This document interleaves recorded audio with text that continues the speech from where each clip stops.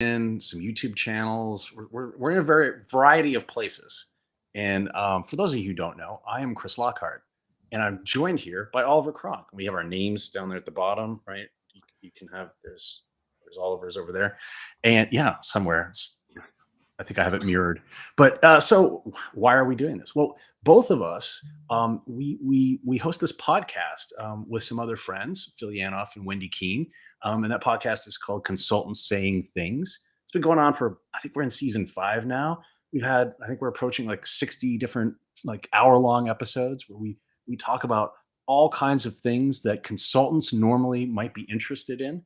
And the focus of that podcast, right, is meant to be like evergreen topics. Like, in fact, I think our number one episode, I think, is from season 1 about design thinking, right? So, this is kind of this, let's focus on evergreen topics that people can use over time, and not just focus on the trendy topic that's in the news this week, but that nobody cares about 3 weeks from now.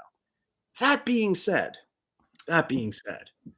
I think there is this need, right, for Oliver, for us to maybe comment a need. Yeah, maybe I'm overstating it. We want to jump on the hype. We want to jump on the hype bandwagon, right? So we want to jump on the hype bandwagon. There's cool things that we should talk about, right? Yeah. We feel the need to talk about something. There's some stuff we're talking about on the side channels. Take it away. So, what are some of the things we're talking about? Yeah, so I mean, look, so I think we've got some interesting, it's a little bit meta to talk about social media while we're on social media, but we've got quite a lot of content in that respect, haven't we? We did actually, following off the back of the episode that went down really well on public speaking. If people haven't seen that, by the way, if you're a regular CST viewer, or if you're not, if you're new to that one, is definitely an episode to go and check out, the public speaking. Let's just say everyone should watch that. Everyone should. Okay, fine. But then that naturally sort of led us to sort of social media, because it's just a different form of showing up in public, right? It's just online. And then we felt the need, a bit like when we did the mental health one for consultants, we got an expert in this following episode, and we're going to do the same for social media, right? We've got an expert on LinkedIn lined up. So for those who don't know, we had an episode, I think, back over the summer on mental health for consultants, right? How do you maintain, how do you not get burnt out, right? All that stuff. And then we kind of realized, like, hey, we're not medical professionals. Right. We should probably have, first of all, a disclaimer, right? Don't just follow our advice, right? But also we should probably have some experts. And so I think the same, to your point, right? Social media. Yes, we use it, but are we experts at it? And the answer is no, right? So coming up, we're going to be having sort of a marquee episode. Would you call it? It's a big one, right? I mean, this is a leading global expert in using social media to advance your career. Yeah. Let's hope he turns up for the recording anyway. Yeah, and stays, right? and allows us to put the episode out. He doesn't say, no, that was terrible. Yeah. That's not going awful. I don't like it. Interestingly, actually, this week, I actually attended a social media course, just like an evening talk, actually.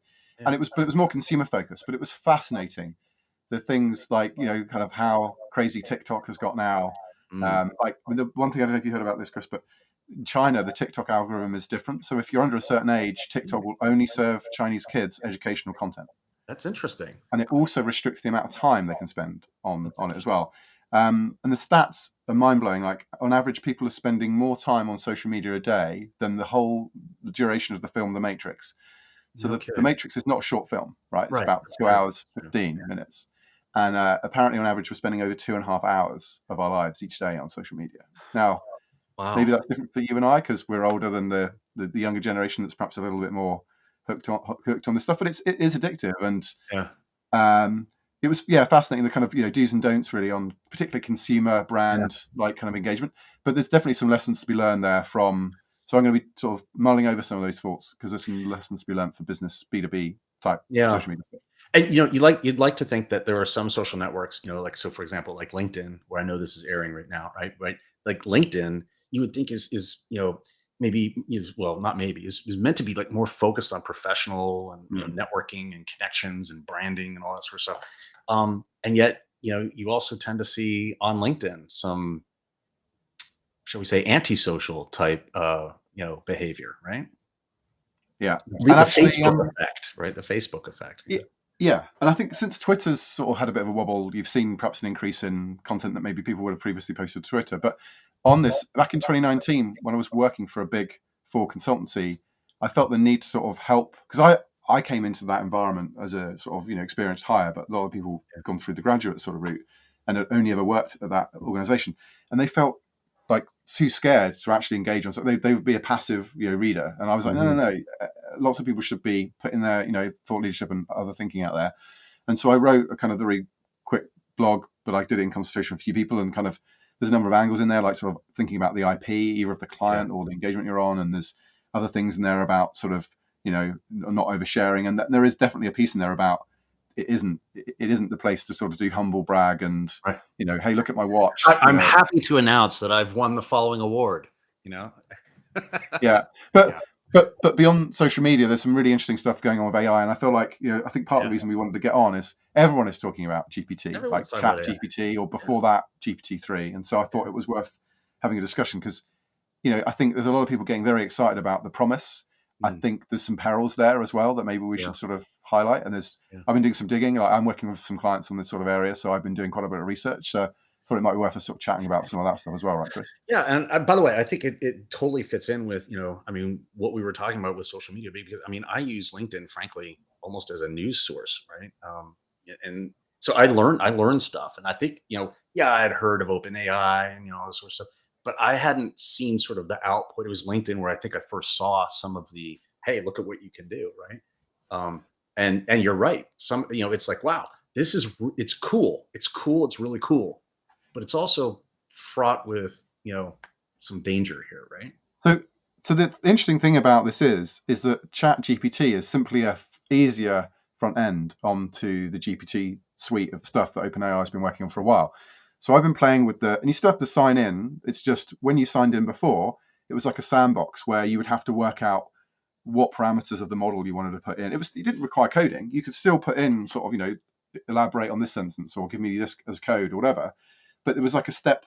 They basically removed a step. You can just ask the damn thing, "Can you do Hmm. this?" Yeah. And actually, so this stuff isn't new. And what's interesting about sort of perhaps slightly provide a bit of objectivity about sort of the user stats, because they're saying, I don't know, it's the fastest thing to 5 million users Saw or that. something, 5 days to go to a some something like number of that. users. But Yeah. the reality is actually what they've done is the GPT-3 was already at that figure. It took a few Yeah. months. Yeah. The reality is I think they're kind of being a little bit naughty because you already had that many users using GPT-3 anyway. You've just Yeah. made it incredibly easy to use GPT. So of course it's going to be faster to that many users because you already had that many users anyway, and you've just made it even more accessible. So where do you see some of the applications of? I mean, obviously, look, this can go in all kinds of different directions. Mm. Right? It's like in the immediate future. Let's not talk about 5 years from now, right? Like No. in the immediate future, like what are some practical applications? 'Cause I'll give you one. Yep. Right? I was doing some client work the other day, and I was like, I wonder what this thing would have to say about this topic area. I asked it a question, right? And I got, I don't know, 6 paragraphs of content that I imagine was sourced maybe from internet sources or Yep. whatever. Yep. It was accurate. It wasn't groundbreaking. Didn't tell Right. me anything that wasn't Yep. there already. But it wrote the copy, right? Yeah. So Which I'm the same. I've used it in that capacity as well. I'm in the midst of writing the tech strategy for Scott Logic. So like what technologies we'll work with clients on over the Mhm. next few years. And there was just like a terminology section at the end, and I'm like, why don't I just give Yeah. so I started writing half the sentence, and I just gave it to ChatGPT to sort of complete. And yeah, I had to, of course, correct English to be proper English rather than that sort of American strange variant. So I had to anglicize it. But I still think it requires human validation, right? Because it can create highly intelligible garbage, right? Right. So if Right. if you don't at least have some kind of basic understanding of the subject matter, it could get you in hot water, right? Because it Right. could spout out something that grammatically looks great, but actually is complete and utter garbage. So you still need to know, I think, at the moment, the subject matter space. And if you're going to build this into solutions, you need almost as smart a checking process to check what's coming out of the machine going to a customer or a client Yeah. isn't going to get you into hot water, like from an intellectual property perspective, from a compliance perspective, from a customer conduct perspective. So these are the angles that I'm very much working with clients on at the moment. Is yes, we could talk about a lot of different applications. Clearly, chatbots, it is a chatbot itself in its Mhm. incarnation, but it's a chatbot that can kind of go in various different dimensions. Yeah. Where you take the stock technologies, then provide intents and various sort of nudges to it, so that it's more bounded and it will provide a more consistent response to sort of questions. Because you can ask the thing a question and it'll give you a different response every time you ask it. So Right. you kind of need a bit of consistency. So yeah, there's a bunch of applications. I think the bit that people aren't, it's wowing people because it can get things accurate enough that it impresses people. It's a bit like the DALI, the AI artist that OpenAI are also Right. working Right. on. Yep. It doesn't have to get anything perfect because you had no preconception of how a drawing that involves salmon going down a river, which Yeah. was the big thing that everyone was posting Yeah. a few weeks ago. You've got no preconception what that is, so you're impressed if it sort of puts some reasonably realistic looking salmon going down a river, because that's mind blowing, right? That computer can kind of do that from what you've asked it to do. So the interesting thing about these generative AI algorithms and models is they can get things kind of good enough that they kind of wow you and go, yeah, that's great. But the devil is always, as always, is in the detail of, right, if I apply this to my particular business problem, how much trouble am I going to get in when it goes wrong? Yeah. No, I mean, I agree, right? I mean, I think, there's a couple things here, right? Which is like, if you think back to when we talked about, in previous years, it's like, oh, we need to automate everything. Let's automate everything. We have RPA. We can do all these amazing things, and whatever. Of course, if you didn't have a process that worked to begin with, right? Automating that process, is sort of like, does that even make sense, right? I've just sped up the thing that doesn't work, right? I've taken the human intervention out of something that wasn't working, right? And I've made it faster, right? So when I look at it like through that lens, it's like, okay, great. If I don't understand a topic, to your point, leveraging technology like this to educate me on the topic, I think is a bit dangerous, right? Because to your point, there's a lack of And consistency in how do you if and you're you a and you come pharmacist, on to the if you're a you come on to pharmacist the and you're next. asking Sorry. it for formulary, right? Do you trust the damn thing? Well, my next point was exactly going to be this, which is, um, you're ultimately, you can, by the way, ask it to provide citations and references. So that's an Mm, interesting yeah. dimension, which by the way, I highly recommend people do that, because then at least you've got some things you can go click on and validate. Has this thing completely made a pig's ear of Mhm. what's come out? A pig's ear? A pig's ear. That's an English expression for you. Oh, Bob's your uncle. Bob's Yeah. your uncle. Yeah. Tally ho. Um, Tell you. Sorry, going back on point. So you the thing that's worrying some people is this thing has ingested the whole of the internet. Of course, that's got biases, Mm, um, and some people are talking about this replacing Google search. So another application that people are talking about is, yeah, yeah, why yeah. do I need to wade through pages of internet search results when actually most people don't go beyond page one anyway? Mhm. Why can't I have something that just gives me the answer? And I think my suspicion in early 2023 is the smart assistants like Alexa and Yeah.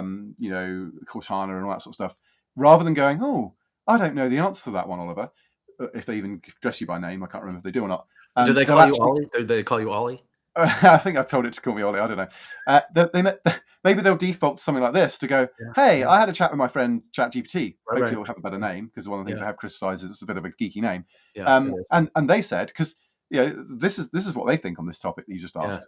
So they kind of almost provide a bit of a get out of jail free card for Amazon, that Amazon isn't all of a sudden saying that so and Yeah. so is racist or whatever. Right, right. But the political, and I know we have to be a little bit careful when we get onto politics, you and I, but bear with me. The No. political What are you talking about? the political ramifications of this are huge, right? So, Yeah. of course, you'll probably program it so that it would never answer who should I vote for in the general election or in Yeah. the midterm or whatever. But Or ask it to fact check things, right?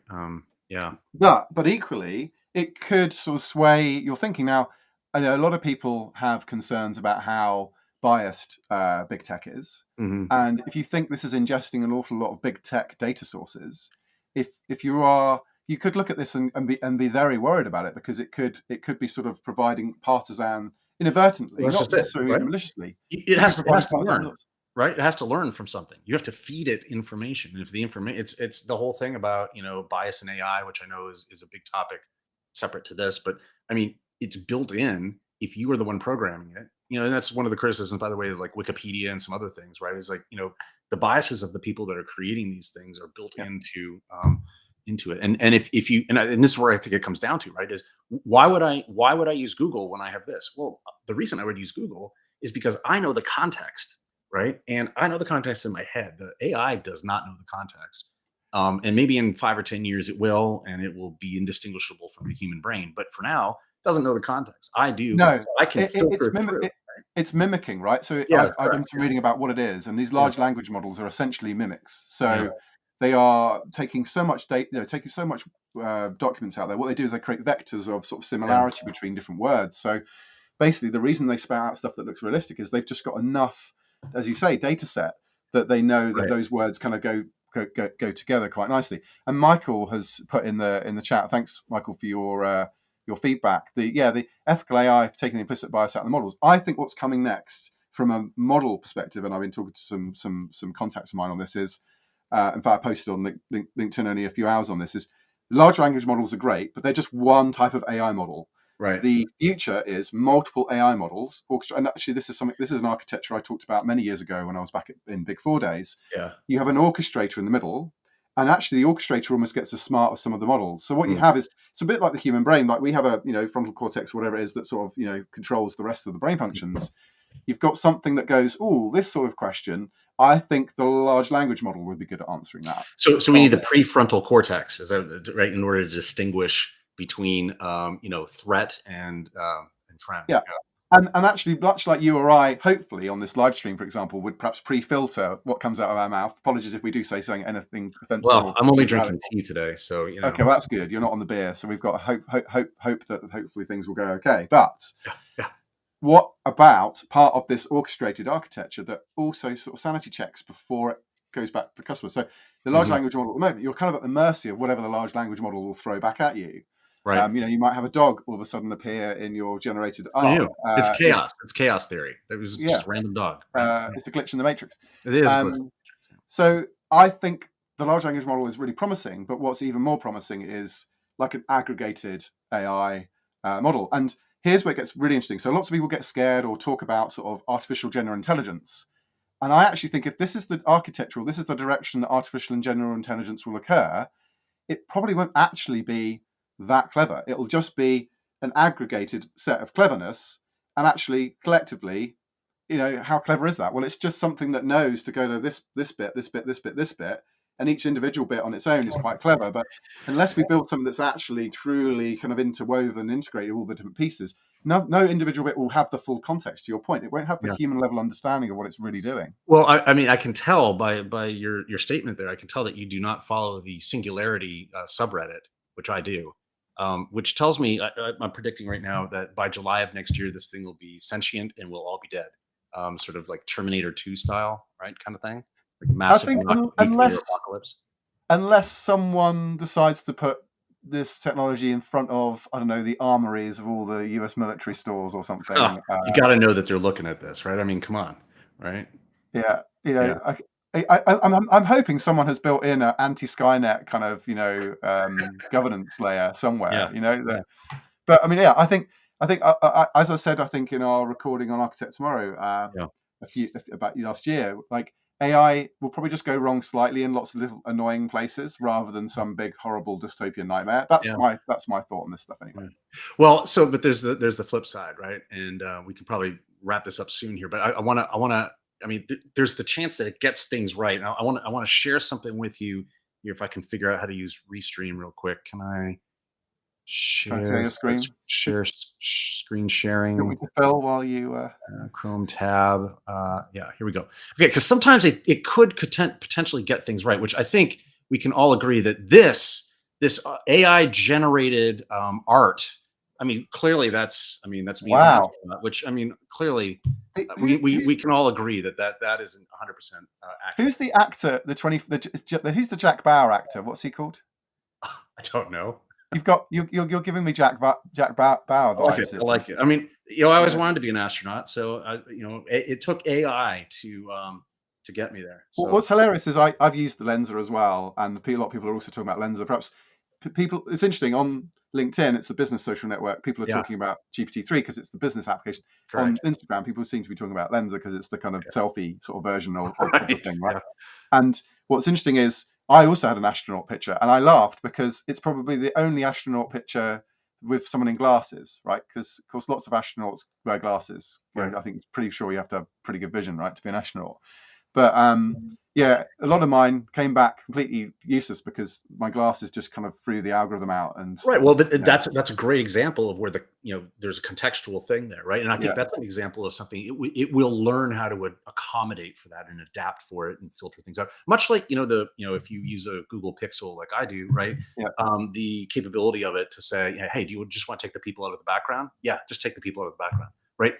I mean, some of those pictures can get very complex as to like, well, what constitutes a person in the background, right? This, yeah, that, and the other. I think they've trained that thing pretty well to know how to do that. And I think the same will be true with glasses. But I think to the original point, there's that human context bit that, I know how this information is going to be used. And therefore, I'm the only one that really, with my brain, can select the information that I need. And that's why I need 50 pages of Google results, right? But I do think there are applications for sure, right? I yeah. need, like you said, like, if you have I don't want to say her name because she'll start talking to me, right? But in the thing in the background, right? Like, what's the weather going to be? I think these short sort of things. I think that is a practical, Mm. immediate, tactical sort of Yeah, application of this thing, yeah, as well as all of the customer relationship management stuff, right? yeah. Um, Michael makes the point. Actually, iOS does that now. Actually, yeah, of the course. other one does as well. Weather is probably a bad example because it's fairly I data point know. driven. Yeah, that was stupid. But maybe I'm planning on going to the airport tomorrow at this time. What's the Yeah. traffic normally like at Well, that sort of actually, time of day? Google does that too, right? Google already But does that. probably not from the sentence I just described, right? It's Probably taking true. that natural language question and then Mhm. turning it into the Google Map sort of results. So I Yeah, think, yeah, I think Michael's right. Some of this stuff is solved in other ways. It's probably more the interesting thing for me is the empathy side. But rather than talking about that, what I wanted to talk about around Lensa is there's a classic darker side of digital type angle to this, right? I don't know if you saw mhm, the TechCrunch article that Lensa will very easily create not for safe for work images right. with, I saw so that. you can effectively, without someone's consent, create softcore pornography versions of people Mhm, using Lensa, and it's a bit like GPT. You can get round its safe guide rails around racism and things like that by asking it to give you code. So on my Twitter feed, if people go to Cronky, you'll see I've retweeted some of the sort of things that people have done with GPT that actually provides racist responses, but it provides them back as code because it's not got the safeguards to not do that when it returns code rather than English responses. yeah.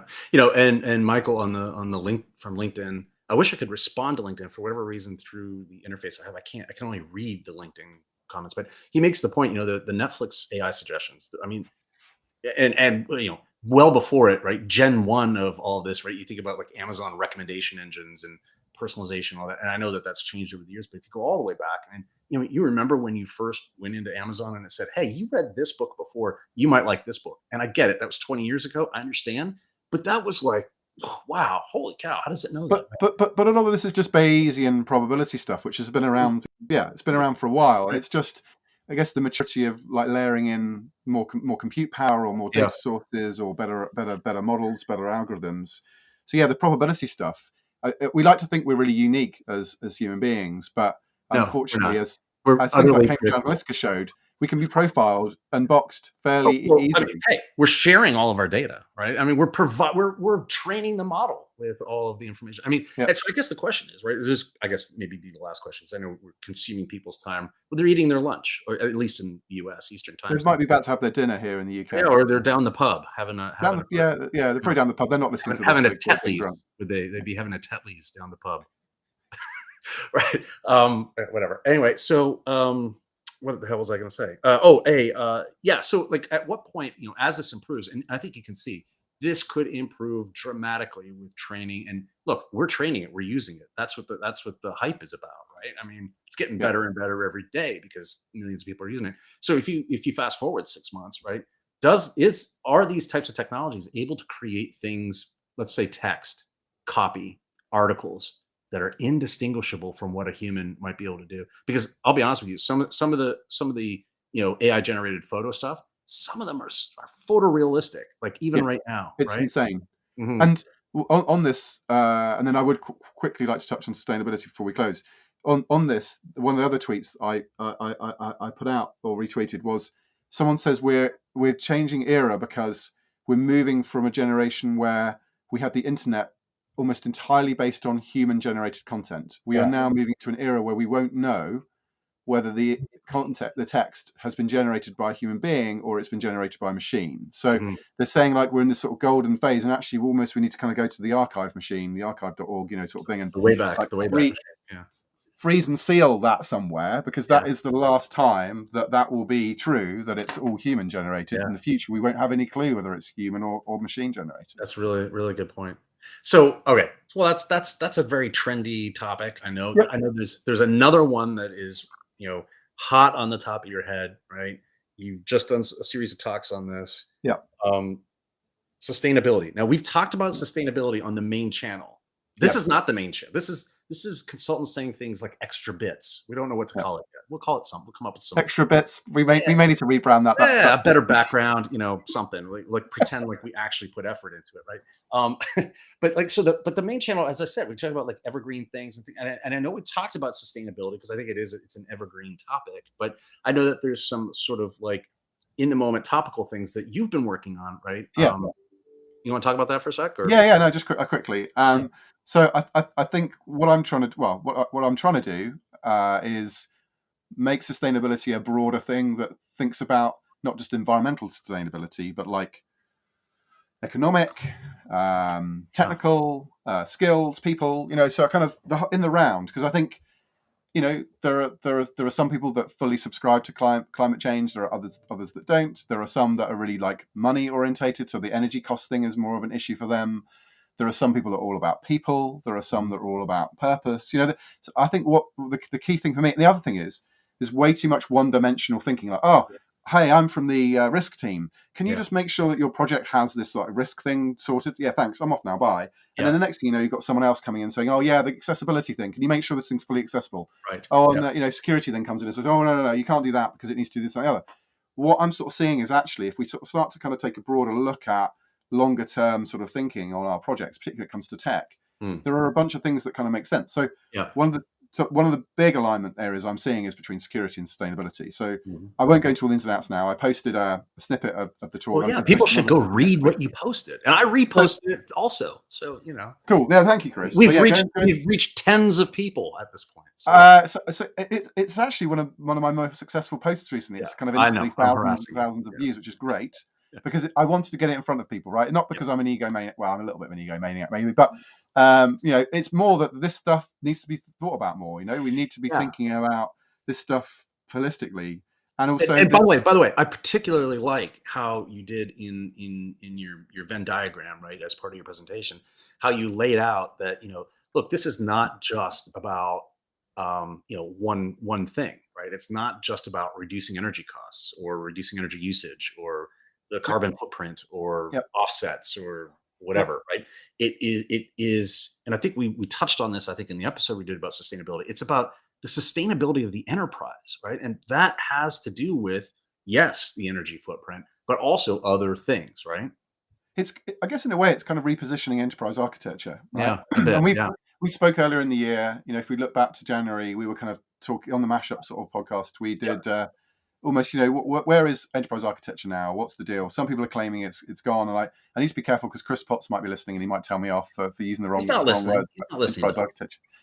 Hey, Chris, if you are watching, if he is, we're big fans of yours. But he's right to kind of correct me on some things because I am a bit clumsy with my wording sometimes. But I guess the point is that EA sometimes struggles to sort of show its value. So kind of bringing it back to the ongoing viability and sustainability of your organization. Right. And by the way, within that is environment, within that is financial, within that is skills and technical debt and all these other things, and security. So what I'm trying to do is, I guess, provide a framework. It's not a silver bullet. It's a framework for thinking differently, essentially. And so, if people are interested, go and check out the post on Chris or mine. Definitely do it. And we'll put the link, if we were prepared, we could like flash the link up, but it's live. And this is the first time really, I guess this is the second time we've used this tool, right? But third time lucky. We'll know how to use it. We'll know how to use it, on Monday when we record with a world-renowned top social media expert. I'm sure nothing will go wrong when we do that. It never does. It never does. It never does. We never have any content for the cold open. No. There's definitely not 3 hours of footage of nonsense for every 30 minutes that ends up in an episode. Yeah. So I think that's great. Sustainability. We talked about OpenAI. just a couple of plugs for the main channel, which is not this. This is not the main. The CST consultant saying things.com, or the YouTube channel, I think, is consultant saying things. What's all consultants saying? We got a couple topics coming out, right? So we're going to be talking to top. I mean, he's top, right? Social media expert globally, about how consultants can leverage, right, some of the social media, in particular LinkedIn. Look, things are a little unsettled economically. There's a lot of layoffs. What is 2023 going to look like? Might be time to brush up on, hey, is your LinkedIn profile up to date, right? Yep. All those sorts of things. How to do that. So that's going to be great. I know we've also queued up. I don't know if we're going to get them all in December, but we've queued up stuff around like side gigs. We want to talk about some leadership things. I think there's a lot of great stuff going into what will be season 6 of this podcast. Which, by the way, I think I would be remiss if I did not mention that it's a top 15 podcast of all topics in Ecuador. Wow. I mean, hats off to Ecuador. Look at what we've achieved. Given you've plugged CST, and this is also going out on Architect tomorrow, potentially live on the YouTube. So yeah, sure. It says it thank you there in the corner. It says thank you if anyone is tuned in from the Architect Tomorrow subscriber base. Hello. So yeah, Architect Tomorrow is a channel that's more about sort of technology, strategy, and architecture types, or people that are interested in that sort of stuff. So we talk about a whole range of things. I'm not quite as structured and formal as Chris. The frequency of the episodes is a bit all over the place. Hopefully it's interesting and useful to people. That is the first time anyone has said that I'm structured or formal. I think that's great. I'm going to write that down. There you go. Date. Yeah. And with that, I guess we've been running for about half an hour, and people are probably now going out of their minds. They're done. They're down the pub already. They're down the pub, having a bubbly, whatever. Yeah. But I don't know what that means. Yeah, I think you've crossed purposes there. Like, bubbly is champagne. I know. Having a so yeah, but they might be having a glass of champagne or prosecco, or bubble and squeak. They might be eating bubble and squeak for dinner, maybe. Yeah, I don't know what that is either. Bangers and mash. Yeah. But still, is that like hot dogs and potatoes? What is that? What is bangers and mash? Thank you, Michael. Yeah, you've got to drop, and we should go as well. Yeah. But thanks. I've got a 12 too. That I'm a few minutes late for. So listen. Thank you, everybody. Thank you, Oliver Cronk, Chris Lockhart. Tune into the main Consultant Saying Things channel. Watch us when we release our podcast. And you can also listen to it on all the platforms everywhere, provided by the audio streams. So thanks, everybody, and we'll see you on the next one. Thanks, Oliver. How do I end